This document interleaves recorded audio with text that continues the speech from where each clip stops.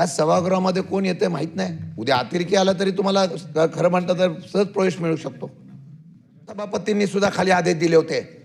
त्यांनी सांगावं, प्रशासनाला आदेश दिले होते की गेट पास बंद करून टाका. सभापतींनी आदेश दिल्यानंतर सुद्धा गेट पास कोणी चालू केले त्याची चौकशी करा. इतकी गर्दी आली कशी? मग कोण मंत्री असतो, कोण मंत्री असतो तो सांगतो येऊन द्या कार्यकर्त्यांना. एका मंत्र्यांनी मला सांगितलं, तुम्हाला सांगतो, एक जण पास घ्यायला गेला. मंत्र्यांनी सांगितलं, मी नाव घेत नाही, नेत्यांचं नाव घेत नाही, की पास देता येत नाही.